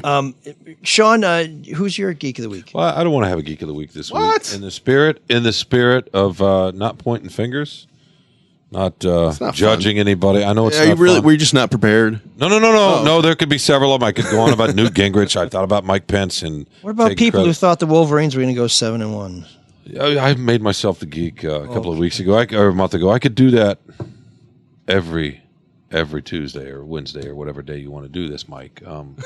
No, but seriously, in the spirit of getting along a little bit, I'm going to say no. None of us are geeks of the week. Sorry. I gotta stop having Sean go before me because when I hear these little speeches, I want to make Sean my geek. Go ahead, you could do it. No, I think I'll. It looks like you have 2 on your rundown here. Put another hug. I'm surprised he's got 5 in my account or 6. Well, Don't worry, the 2 will take long. We try and limit this show. That's true, but it'll take even longer as he tries to finish that sandwich. So I want to tell you a little story. That's a good thing, though. About one of the last elections I covered in the state of New Hampshire. There was a state senator. Oh boy, here we go. Remember, you said little story, so you modified story. So, are you done yet? This is I keep getting interrupted. Her name was Liz Hager, and she was running to try and reclaim a state Senate seat that she had given up to run for governor as a liberal Republican and had been soundly trounced. But she was running against a more conservative Republican, in the district, and I wrote a profile of both candidates. And when I interviewed Liz, she sounded a lot like the other candidate. And at the end of the interview, I was sort of surprised at how her positions on a lot of issues had sort of moved to the right. And I said to her, Liz, your answers kind of surprised me. And she said, well, I think if I'm gonna beat Bob and if I'm gonna take back this seat, I have to moderate my positions a little bit. And I said, okay. So I wrote a story that said, Bob and Liz aren't that far apart. They both want the same seat. Other than that, they seem to agree on most things. Liz lost a very, very close race. And she was a very lovely woman, very kind-hearted, very generous, very smart, all the things you'd want in a public official. Not saying Bob wasn't. But I ran into her in the hallway of the State House because I was working out of the press room in the State House. And I said, Liz, how you doing? I'm sorry that things didn't work out for you. And she looked at me and she started crying and she said, that was the worst article I've ever read. And she stormed away and I was shaken. I couldn't believe it. I was very upset myself, as a matter of fact. And I went back in the press room. And the dean of the New Hampshire Press Corps is a gentleman named Kevin Landrigan, who worked for the Nashua Telegraph. And he said, what's wrong? Does this story have an end? We're getting there. Hang on. Have another can of Patriot Lager. And I told Kevin what happened, and he said, you know who my favorite people are in this business? And I said, I have no idea. He said, good losers. We got some good losers in this country. We got some bad losers. I wish they would be good losers. I'm tempted to make bad losers my Geek of the Week, but instead, I'm going to make all that for that. So that story, we didn't. It's called an allegory. We didn't really. It's called an allegory. It's deep. You have to think about it. You have to Dear reflect. God, here we go. I thought it was more like maybe on your way back to the place where they were still writing in Jill Stein's name on the presidential ballots, it'll click for you. But that story was like a balloon with helium, kind of floating up into the clouds. Just right. Yeah, I'm taking it to a higher plane. And then exactly. it disappears. Yes, exactly. That's right. You don't really know the end of the story. It doesn't really fit the segment. I'm trying to raise the. Well, there was room for an extra geek because Sean punted. I did have I had a non-geek of the week. Where it's a important time to try. I'm going to look at you and say I love you, and that's it. You're handsome. So now who's? I'll tell you what's. Your beard's actually coming in. You may have even gotten rid of that silly '90s earring. Our new winter tell. caps are good looking. Have you guys seen our new shirts? By the way, when you were in that little press room, you were telling us about Nashua. New it's in Hampshire. Concord, actually. Concord. Sorry, were you selling swag down there too? Did you have T-shirts of yourself? No, but I'll tell you, on the side? With the money I was making, I was thinking of selling blood. It was that desperate. But my Geek of the Week is Notre Dame, and everybody who, first of all, why did you let so many students in that stadium when 15,000. The Midwest is spiking, and then you let them stream onto the field? So let's think about this for a minute. If you're just a Notre Dame. Who are you mad at? Are you mad at the students? Everybody connected with Notre Dame. So you don't like Except Catholics. the Pope. I mean, we argued about Justin Turner last week. The students, they were masked. They're allowed to go to the game. I don't have a problem with it. Did you see those guys on the field? Did. They were not masked. Oh, yeah, they were. I saw Some a lot of the players of people, weren't, but I saw a lot of people running up to players who they could then be infecting, which might keep Notre Dame from playing. Did you actually saw them with that mask? Because they had to wear a mask to get in the stadium. Yeah. I'll tell you what. I did not eyeball everybody in the crowd, but they certainly were not social distancing. Can we go with that? Research on your Geek of the Sure, Week. they weren't. Well, at least I came up with two. I came up with one very important one. What? Nobody. Exactly. You know what? You're right. Notre Dame, you guys are great. My Geek of the Week is Sean Windsor. That's Right, let me give this Geek of the Week. The kids are soft. I don't care for that guy. Me neither. Too soft. I'm going to pretend like you didn't just make my dick go soft. Can I get the camera over here? I want to award the Notre Dame Geek of the Week replacement prize to my friend Sean Windsor. There you go. Nice big trophy for you. Put that on the mantle of your Buckminster Fuller Biosphere Dome. Hey, I heard the professor there. Oh, hey, class is in. Sorry. Everybody, please put your pencils down and pay attention. It is time for this week in soft history with adjunct professor striving for tenure. Let's see if he gets there, Mr. Matthew Jennings. Professor. Well, howdy, y'all. How y'all doing? Well, that was funny, Matt. That was good. Where are you at, bud? Oh, thanks. Because you're in your rig again. I'm at the DCP, Detroit Chassis lot. I just finished loading chassis to go to Iowa tomorrow. So Nice. That's funny, too. So busy. Is that 2? Yeah, that was 2. Okay. I hope you guys like Okay. it. You know what's funny You're is on a the fact roll, that my you guys man. you guys get to pick out on some pretty good, high quality meals from Chef Dave, and I get to drink my protein shake all day. Well, some of us are waiting till after the show to eat. Yeah, no, I didn't get a thing. sandwich. Sean and I. So. Man, Brandon would be proud Because of that. Mike was on time for once. And It's really funny, Matt. and, You're right. I was a few minutes behind, and it cost me. I actually cut it very closely, but Yeah. not so closely that I had to Well, I'm glad you ate. make deep sacrifice. So, Professor, what's drop the chalk and start the talk? Okay, let's get started. In 1985, a University of Michigan student sustained injuries after the package he was holding exploded in his hands. Yeah. Are we sounding okay, guys? Yeah, you're fine. Go. Keep powering through. We were waiting for the funny part. That's when the laughter comes. I hate Zoom so much. Okay, so you guys heard what I said. Now to finish the setup. There's a finish. The mastermind. Fuck. I think I know what the joke's going to be. Was Ted Kaczynski. Okay, you guys are talking on top of me. We're about to throw dirt on top of you. Let's go. Okay. In 1985, a University of student sustained injuries after the package he was holding exploded in his hands. The mastermind behind the bombing was Ted Kaczynski, making the first explosion in U of M's history that wasn't premature in their pants. God, all that work. We knew Yeah.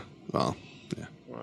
We knew what the punchline was going to be, too. Just saying. I didn't. Yeah. Okay, That's a good one, Matt. This They segment, let 8th graders drive trucks, though. That's interesting. We're getting really liberal today. This segment is not sponsored. It's like And the we worst apologize day to of my any life. reads that were within close proximity of this segment. Oh boy. I tell you what, I was looking forward to this read too. In 1991, police discovered the body of slain millionaire newspaper mogul Robert Maxwell. He was found wearing a tuxedo, making him that rare newspaper man that wasn't happy to be found black, white, and red all over. That's a journalism joke, Sean. That's cute. Yeah. That was funny. I liked it. If you like people dying under mysterious... By the way... Oh, what? Too soon? How long ago was it, Matt? Ghislaine Maxwell's 91. father. 91. How long do you Robert understand? Maxwell is Ghislaine Maxwell's father. Did That was know his daddy. Yeah. Their daddy. She's still alive. Jeff's dead. Yeah, she is, barely. After nearly 3 months of marriage, hotel heiress Nikki Wait, is this a new joke? Hilton- Yes. Okay, sorry. Sorry, Matt. No, you're That's not. okay. After nearly 3 months of marriage, hotel heiress Nikki Hilton divorced businessman Todd Meister due to a bi-coastal relationship. You see, Nikki Hilton spent most of her time in New York, while Todd Meister spent most of his time being an asshole. The Todd Meister. He Are you going to finish strong? he also checked into No. he also checked into Hilda Marriott. That's the other reason she was mad. All right, Sesame Street. Hilda's a woman's that name. joke was worse, ML. Hilda's a woman's name. Yeah. No, we got it. Driving off a cliff We understood it. I'm trying to prop Matt up. No, you're not. Okay, sorry, Matt. with what? Gross. Sesame Street premiered this week. The creator said the idea for Sesame Street came from one very simple question asked at a dinner party. Who wants to try this LSD? Because it's a weird. You'll get it. I thought we were headed for a pedophilia joke, so It's a that's weird- You get it. Hold on a second. It's not done yet. You know, yeah, there's still more. Elmo was the first non-human to testify before Congress. The second, Mark Zuckerberg. Hey, okay, way to finish strong. That was good. I'm not fucking finished. Oh. Are Are you sure? You sure you don't want to go out on a high note? You were finished several minutes ago, but Okay. No. I want to hear the next one. Okay. Back in 2001, back in Joe Biden's Senate days, Majority Leader Tom Daschle received an ordinary-looking piece of mail. When the envelope was opened, white powder spilled out all over. A brief FBI investigation determined it was meant for Hunter Biden. They just had a mix-up at the post office. So Hunter Biden does cocaine. Hey, did you know that that Very Sesame topical. Street got Yes. an AVN award? Oh boy! Wait, are we on to 6? I don't know. Is this a joke or are you just freestyling? Is this improv? No, screw it. Is that true? Did they really get an adult video porn award? Yeah, they did. Are you serious? Yeah. It sounds like It was brought to you by the letter X, X, and X. Yeah, it was for best shoving a hand up the backside of a character and making him say the letter O. Yeah. Okay, that wasn't. I didn't realize that wasn't bad. I didn't realize the format had changed. I like that one. At least It's someone tag finished. team now. It's like the Smothers Brothers, but we're both Tommy. Yeah. He was the Get an older reference next time too. We had what 1942 was the first joke? No, 1985. Sorry, 85. Yeah. You mean the one that I completely derailed? Ted Kaczynski went to the University of Michigan. If you didn't get that joke, he's blowing up programs in Ann Arbor worse than Jim Harbaugh. That's true. Barely. Great.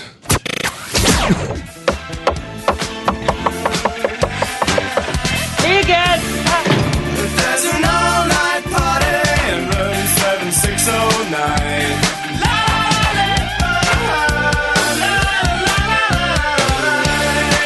And you can dance together all night. You've got the time.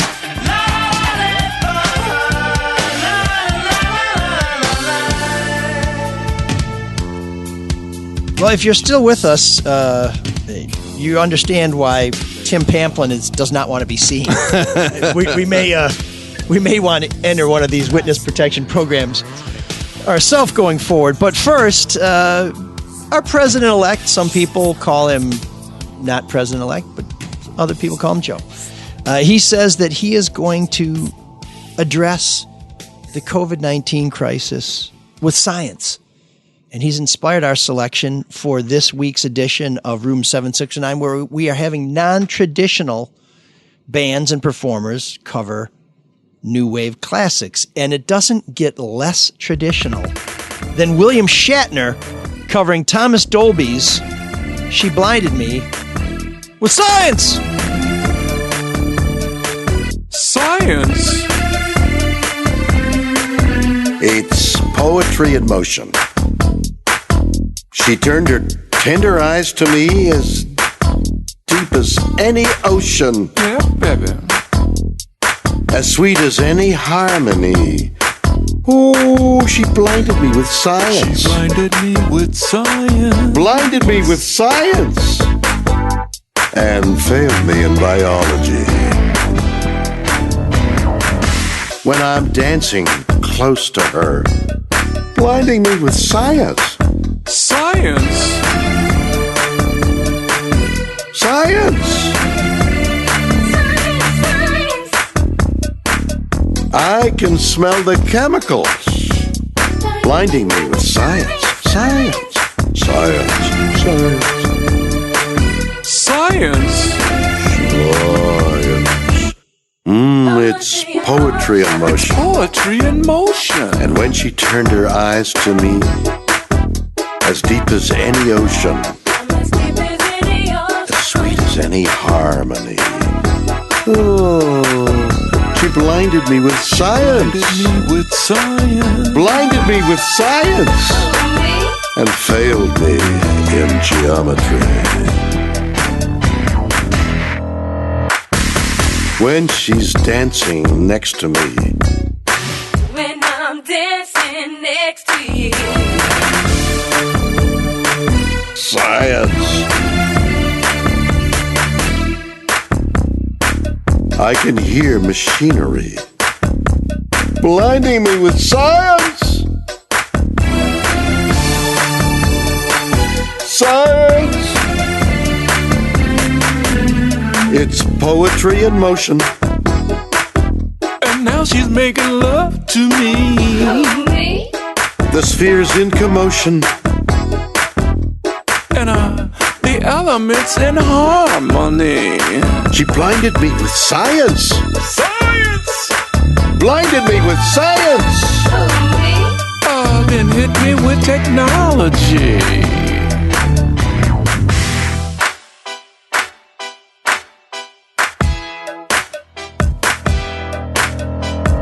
Swimming in the ocean. Talk to her, baby.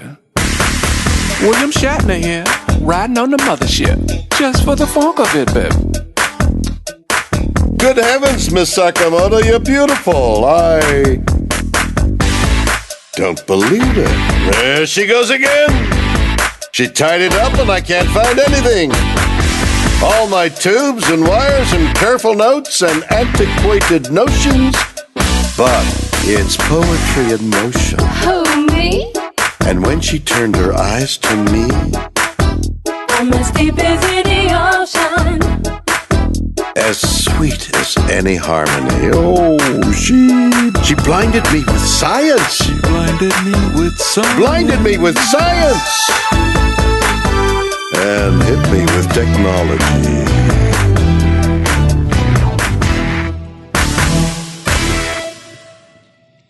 So that sounds like perhaps the crappiest thing ever produced by the Art of Noise, but instead it's William Shatner, and he actually does have somebody involved in this who has some serious musical chops. Did you recognize that voice chiming in here and there? I thought that was yours.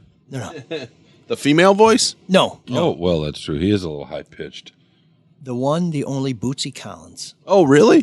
Playing a little bass and backing up the captain on that one. But what was that great dance song in the 90s? The Groove is in the Heart. Groove is in the Heart. Yeah. Delight. Yeah. Oh, yes. Delight. Oh, I like Delight. Yeah, she was cool. With Q-Tip.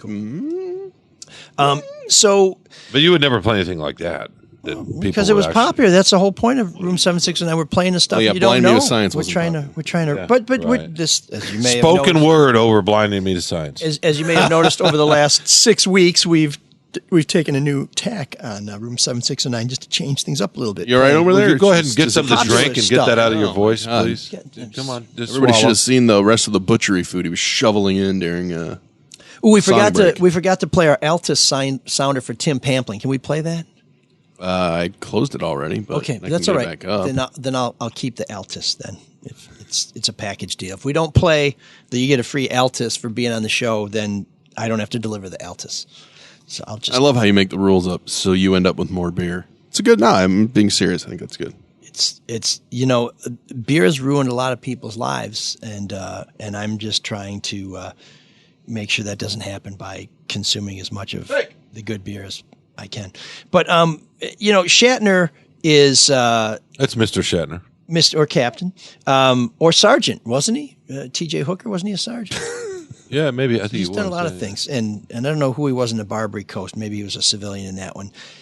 He started out in the 60s and 70s being this pretentious guy trying to do Lucy in the Sky with Diamonds. But what I really like about this version... He still is a pretentious guy. This may be the only thing I like about this version is that now he's in on the joke. He's hamming it up, and he's cashing in on it. And if there's anybody who can cash in on being William Shatner, it's William Shatner. And if you ever see him on Twitter, he's actually very funny. He's very... Yeah, he winks at himself. Yeah, he's in on the joke now, which is a lot of people can't pull it off. Except he's still kind of a dick to people. So Is he? Oh, Yeah. yeah.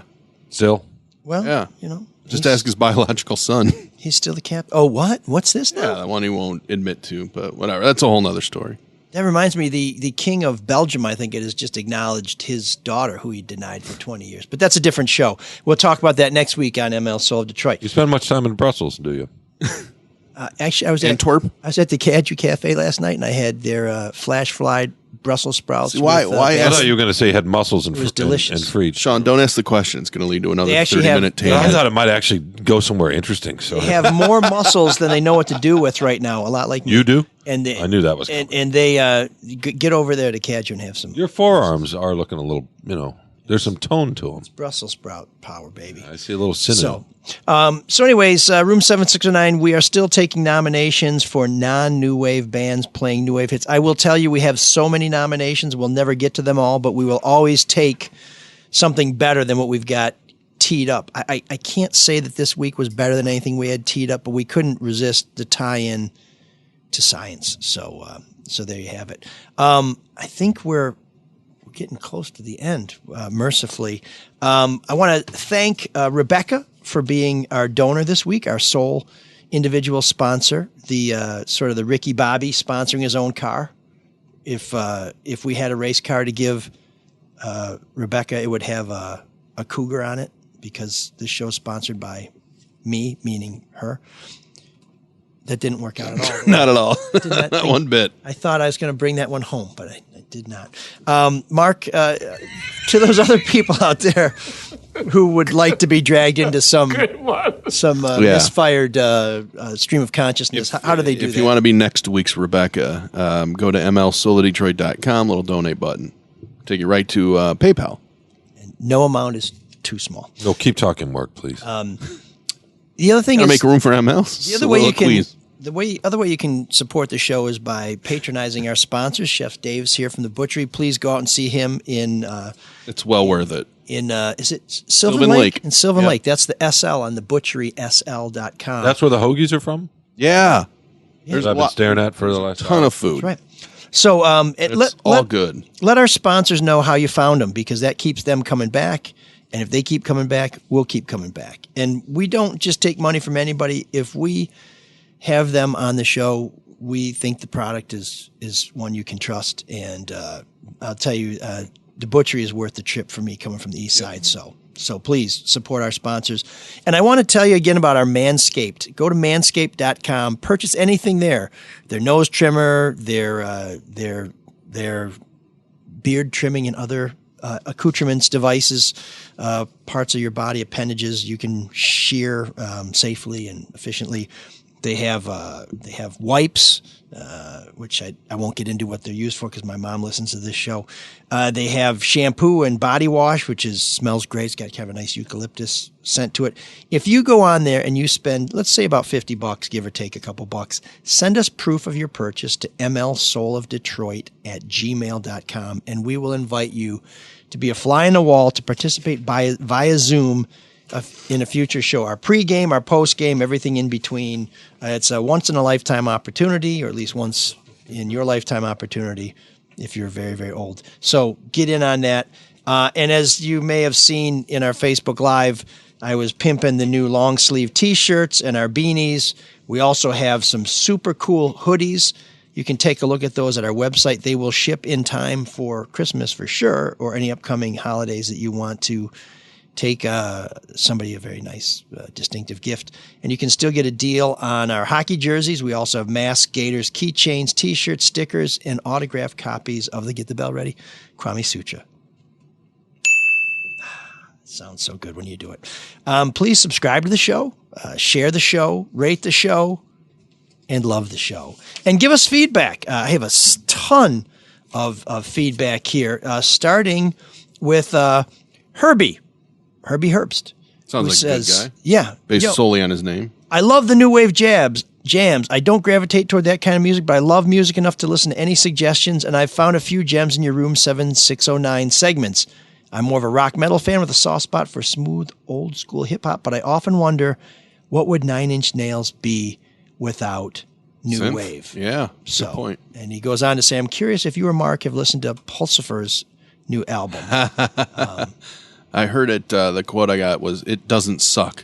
Okay, was what my buddy told me. Apparently, it was not Herbie. Lead singer and Tool frontman Maynard James Keenan may be back in town. So what? Yes, it says on a recent episode of a popular podcast, he said he was meeting people in Michigan to possibly make wine and mead in Mason County.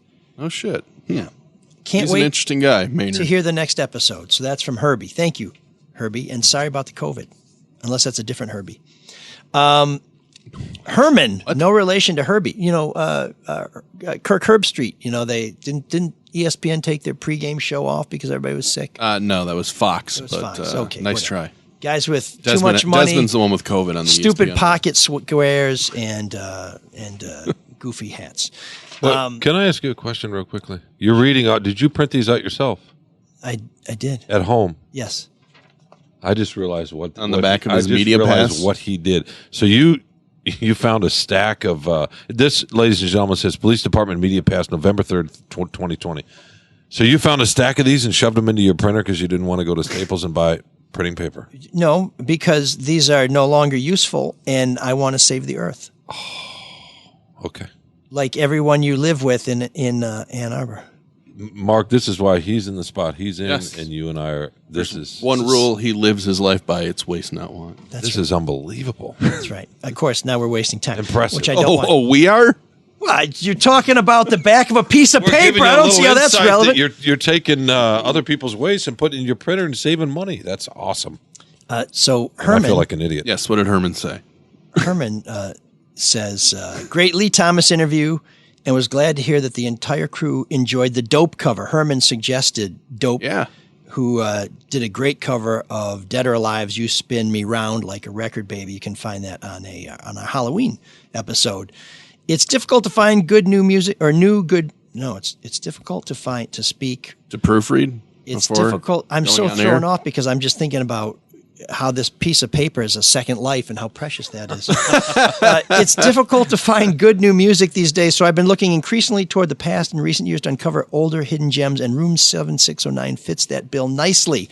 You know Can what I else? ask you another question? You know what else is nice? Our Room 7609 keychains. Do you have a bicycle attached to your printer and you pedal and it powers it? I'm working on that. Okay. I do have the solar power. I was just going to say he's got solar panels. Jason that's writes, right. I had forgotten about Dope's version of Spin Me Round. Thanks for playing it. What a great remake. Dope has quite a few real good songs. Their American Apathy and No Regrets albums rock! Keep up the great work. The chemistry that the three of you have is outstanding. Keep up the great work. Jason, I'm sorry to disappoint you this week, but we will keep trying. Tim says, I have to say your podcasts the last month or so have been just fantastic and have been telling all my family and friends to listen to the No BS Hour pod. What? Oh. Tim, I mean, it's a good one, but I think he's just having some fun with us because he says a band called Nouvelle Vague does a great version of modern English's I'll Melt With You. Well, of course, we started our new run of non-new wave bands doing new wave songs with Nouvelle Vague doing Sweet and Tender Hooligans. So, Tim, quit pulling our leg, man. David writes, ML, love the show. Haven't missed a second. So glad when you restarted. So I apologize if this is an annoying repeat from a rando email last summer. You mentioned looking for new wave covers by non-new wave bands for the upcoming Room 7609 feature. I think we can all thumbs down Love and Rockets. No, Love and Rockets are great. But Eagles of Death Metal covers So Alive. Oh, really? Like an 80s style earring just gets stuck in your head for a long time. So, yeah. Cool. Good I hope band. you enjoy. Keep up the great work, ML. Very nice. Let's see. Daniel writes, for the last 3 months here in mostly Democratic city of Romulus, instead of my mail coming between 4 and 5 p.m. every day, it was showing up between 7 and 8 p.m. or later. I almost missed my mortgage payment last month due to it coming 13 months earlier after it was mailed.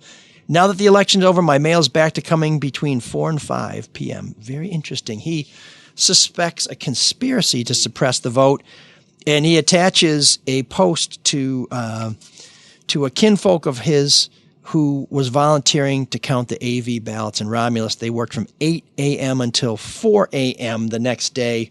Democracy takes a ton of work, and the volunteer that we're honoring says, supporting our democracy keeps America free, strong, and home of the free.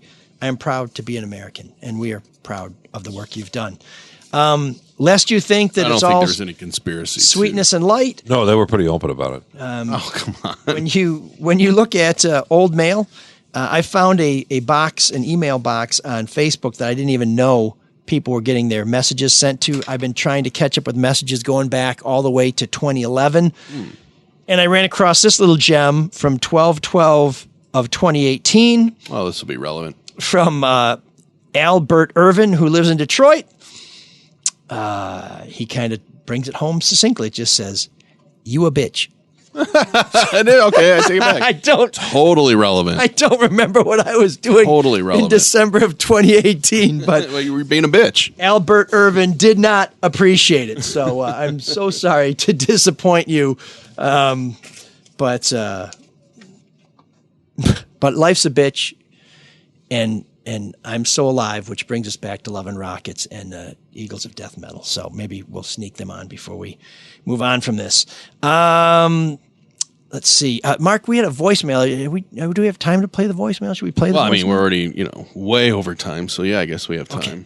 This is a voicemail we got to our line 313-288-9070, also known as the Butterfield 89070 line. Please give us a call because there's no way you can convey your message any worse than I can trying to read it from email. I don't know why I'm so bad at reading.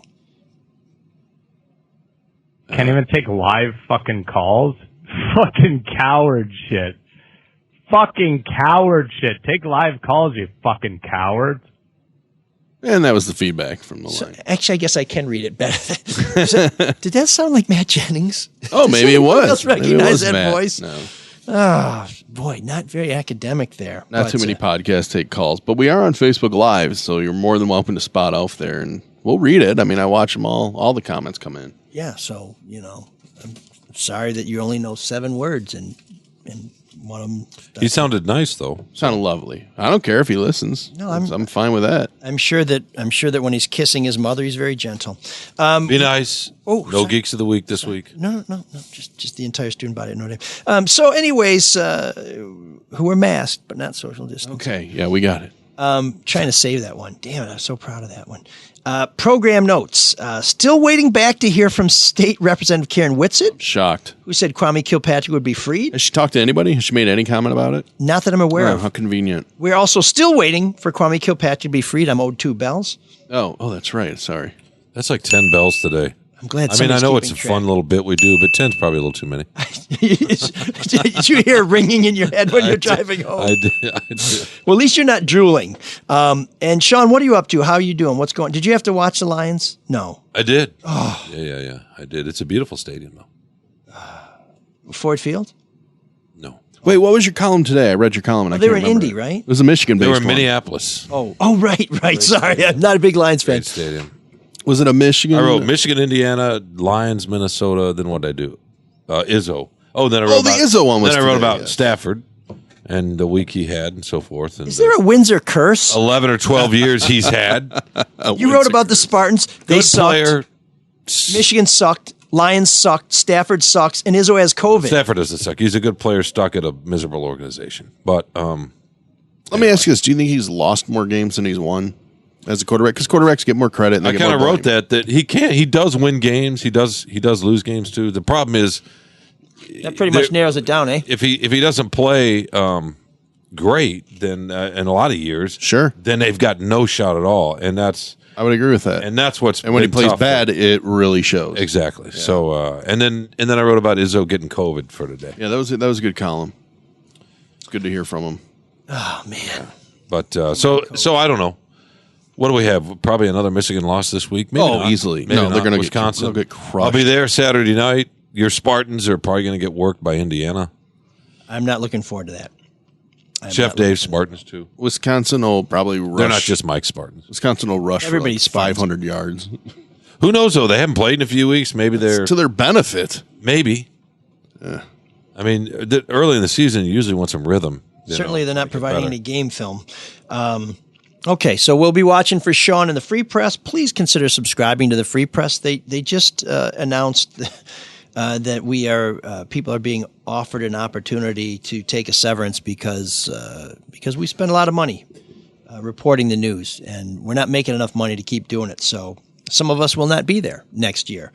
But more of us will survive if you please subscribe. It's only 99 cents a month for the first 3 months, and it's well worth it. You saw that during this election. Oh, that was cryptic. So I know. You're trying to tease something out. No. I'm just saying, listen. Do you know Sean's getting blown out or something?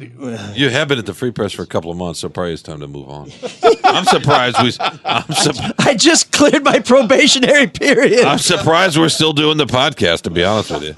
When Mike called me up a couple of years ago and said, "Hey, man, I got this interesting possibility. I can't really tell you much about it, but I'd like you to be a part of it." And a couple of months later, "Hey, man, I think it's going to happen. You can come on. This sounds really great." And I thought, "Okay, cool. I'll be busy for the next couple of months, and that'll be it." And he'll forget about it, move on, and he got himself in trouble. Yeah. We had a nice break for a while. Do you remember what else I said?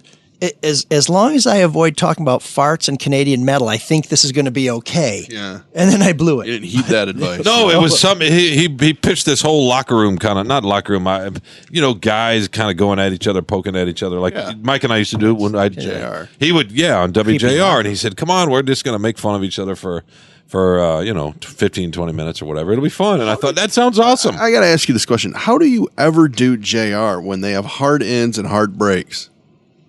I'm being serious. I mean, I'm asking you very seriously. It's the same way he meets a deadline at the Free Press. When you do it, when you have to do it, you do it. Not true, sir. This is what they say when I'm at. They said they love it when the TV guy's on because we make all the breaks. Because we know you hit that point, you got to stop. You got to be there. You got to start on time. It's the same with newspaper. You learn growing up. If you miss it, then it misses the press. Back in those days, right? So yeah, but newspaper deadlines are nothing like TV deadlines. I mean, how come it doesn't translate TV, the to light a podcast? goes on, and you're either what's that? How come it doesn't translate to a podcast? Because I do that show by myself. Oh yeah, okay, that's right. I forgot it's our fault, Sean. Yes. That's why his name's on the show. It's like the tiger getting out of the zoo. You can just walk around. But Mike's actually more like a giraffe. Kind of. Look at me, head held up high. He's more like a peacock. That too, but the long eyelashes, he kind of bats. I'm thinking of changing this to ML Souls and Holes. I feel if we keep this up, maybe he'll rap. You think so? Please listen. Or it's going to remind him of another story. Please listen to the other. I hear you brought a hoodie today, by the way. I do have a hoodie in the car. Yeah, that's my payment for the last year and a half. Not that I deserve to be paid. Actually, I should probably tell you. You kind of got back to me late, so I don't have your hoodie this week. So you're. My God! Do you have mine? I do. I have Mark's. You asked me what size. I said Joe's. sure. I have Matt's. He was. You know what? We had a text exchange about the size of the beanie. I'm not going to get into it here because this is a family program. But I can imagine. Unfortunately, it's the Manson family. But please patronize our other Red Shovel Network shows. You already heard me extol the virtues of Charlie Duff's No BS News Hour, which is an outstanding episode. Listen, I understand maybe you don't trust me, but I think you trust Charlie. And he says there's no fraud in this election. He knows he was there. What is this with you and Charlie, by the way? When Charlie does good work, we give him all the credit in the world. Whenever when you he mention shits his on name, the rest of the journalism world, we got to stand up for but whenever ourselves. you say his name, it's like you got a hoagie in the back of your mouth. You know what I mean? I do have a hoagie. I think there's a healthy competition there. Yeah, is that what it is? Sorry. No, let me tell you how this competition is. Charlie is first, and I'm somewhere in the stadium. Okay. All right. But I'm pleased to be there. So you're trying to catch him. Which reminds me of a great Why don't you stand up for the Pleased to program? meet me. That might help. Like he does. Doesn't he stand and Yeah, he does. perform? Yeah, Well, but then he can't eat. This isn't the Aping Success podcast that's on another network. I think it's the Gorilla Network. No Filter Sports with Eli, Denny, and Bob. I don't know where that was Well, we're going. close to the finish line, Sean. Okay, yeah, Play it back slowly. It makes perfect sense. Not really. The Drew and Mike podcast. Maybe play it backwards. You could play it backwards. He's so dejected. You could play it forwards. You could get the Lawnmower 3.0. You could get the Weed Whacker. You could come join us on the show, although I don't even know why I come back on this damn show. This is the worst incentive. I don't even want to be here. It's all fun and games, so let's throw them back. You know what? Don't buy any of this shit, and we'll just die. It'll be a justifiable death. No one will mourn. Thanks for the hoodie, by the way. Cyrus, take us out. Can you dig that? Can you dig it? Can you dig it?